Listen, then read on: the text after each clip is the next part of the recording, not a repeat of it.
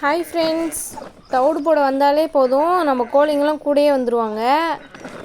தவிடு சாடியை சுற்றி தான் விளையாடிட்டு இருக்கிறது. அப்போ தான் தீனி சாப்பிட்டு வந்தாலும் அந்த தவிடு போடுறப்ப சாடியை சுற்றி நின்றுக்கிறது, ஏறி டான்ஸ் ஆடுறது எல்லாம் எப்படி நடந்துட்டுருக்காங்க பாருங்கள். இப்போ ஈவினிங் வந்து தவிடு போட போகிறோம் ஃப்ரெண்ட்ஸ். இப்போ வந்து கருக்காத்தோடு மட்டும் தான் போடுறோம். இப்போ நடுவில் வந்து மாவு தீர்ந்து போச்சு. நம்ம வச்சுருந்த நெல் தானியம் எல்லாமே காலி ஆகிடுச்சு. வெளியில் நெல் வாங்கி போட முடியாது, அதனால் இப்போ வந்து கருக்காத்தோடு மட்டும்தான் போட்டுட்ருக்கோம். இது வந்து கடலை புண்ணாக்கு தண்ணி, கடலை புண்ணாக்கு இருக்கு இல்லையா அதோட தண்ணி. புண்ணாக்கு ஊறாமல் இருக்கும், அதுவும் போட்டுருவோம். அப்படியே நாங்கள் தவிடு குடிச்சதுக்கப்புறம் மாடு சாப்பிட்ருவோம். ஒவ்வொரு மாட்டுக்கும் ஒவ்வொரு கேன் வந்து ஊற வச்சுருக்கோம். பால் மாட்டுக்கெலாம் தவிட்டை போட்டுட்டு மாடை வந்து அவுத்து விட்ருவோம் ஃப்ரெண்ட்ஸ். தவிடு குடிக்கும். ஃபஸ்ட்டு வந்து ஷீரோவும் ரோஸையும் அவுத்து விட்ருவோம். நம்ம வீட்டில் 2 சாடி தான் இருக்குது, 2 போதும் எங்களுக்கு. அதிலே எல்லா மாடும் தவிடு குடிச்சிரும். அவுத்து விட்டோன்னா கரெக்டாக சாடிக்கு போயிடுவாங்க. மாடு வந்ததும் விலகு விலகு அப்படின்னு சொல்லிட்டு மாடெலாம் விலக்கி விட்டுட்டு தவிடு குடிக்க ஆரம்பிச்சிரும். தவிடு கரைச்சி விட்டோன்னா நல்லா குடிச்சிரும் ஃப்ரெண்ட்ஸ். தவிடு குடித்ததும் தண்ணி ஊற்றுவோம். வெயில் காலம்னா நிறைய குடிக்கும், கொஞ்சம் மழை டைமு இல்லை க்ளவுடியாக இருக்குது அப்படின்னா கம்மியாக தான் குடிக்கும். அப்புறம் ஒரு சப்ஸ்கிரைபர் வந்து கேட்டிருந்தாரு, மாடு வந்து ஒரு 6 மாதமாக சனியாகலை, ஊசி போட்டும் சனியாகலை அப்படின்னா என்ன பண்ணுறது அப்படின்னு சொல்லி கேட்டிருந்தாரு. நான் அதுக்கு என்ன பண்ணுறேன்னு இந்த வீடியோவில் வந்து சொல்கிறேன். அதுக்கு வந்து மாடு வந்து கொஞ்சம் ஹெல்த்தியாக இருக்கணும். என்ன தான் மாடு ஹெல்த்தியாக இருந்தாலும் ஒரு சில டைம் ஒரு ஊசியில் சனியாகாது. இன்னொரு தடவை போட்டோன்னா இன்னொரு ஊசி போட்டோன்னா சனியாகும். அப்படியும் 6 மாதமாக சனியாகலை அப்படின்னா மாட்டுக்கு வந்து ஒரு வாரமாக வந்து சோற்று கற்றாழை இருக்கு இல்லையா, அது வந்து கொடுக்கலாம். அப்படியே கொடுக்கக்கூடாது, சைடில் அந்த முள் இருக்கும் இல்லையா, அதை வந்து அப்படியே செதுக்கி எடுத்துகிட்டு கத்தி எடுத்து சீவி எடுத்துகிட்டு அந்த மேலே லைட்டாக தோல் எடுத்துகிட்டும் கொடுக்கலாம், எடுக்காமல் கொடுக்கலாம். உங்கள் மாடு சாப்பிட்டுச்சுன்னா அப்படியே கொடுத்துடலாம். அது வந்து ஒரு வாரம் தொடர்ந்து கொடுக்கணும். அப்புறம் வந்து இப்போ மாட்டுக்கு இன்றைக்கி ஊசி போட போகிறோம் அப்படின்னா காலையில் வந்து சோற்று கற்றாழையும்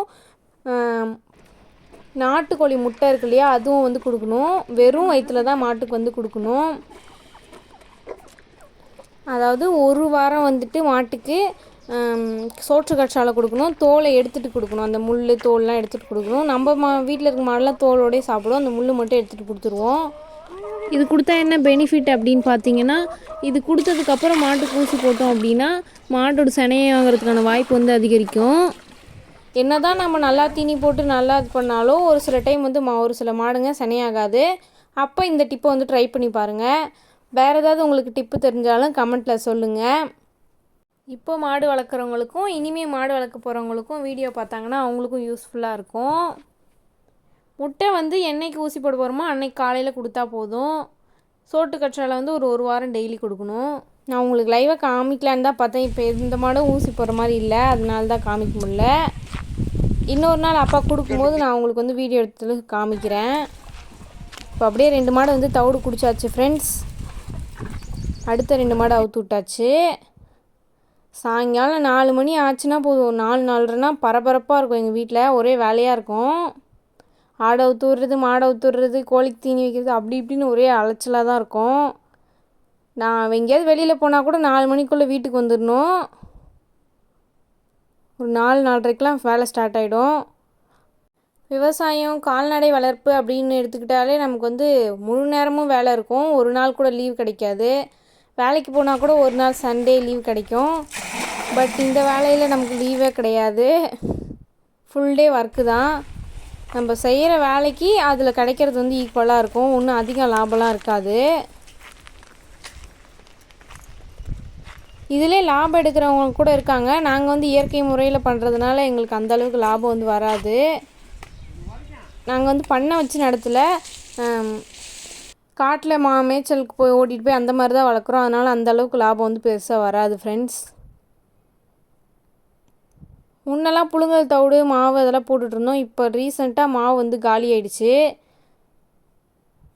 காட்டில் வந்து நெல் இருப்போம் இல்லையா, அந்த நெல்லை எடுத்து வச்சு மாவு அரைச்சி தான் போடுவோம். இப்போ அந்த நெல் வந்து ஸ்டாக் இல்லாத காரணத்தினால் இப்போ மாவு கட் பண்ணிவிட்டு கொஞ்சம் தவிடு சேர்த்து போட்டுக்கிறது. புண்ணாக்கு வந்து செக்கில் ஆட்டுற இடத்துல போய் வாங்கிட்டு வந்துடுவோம்.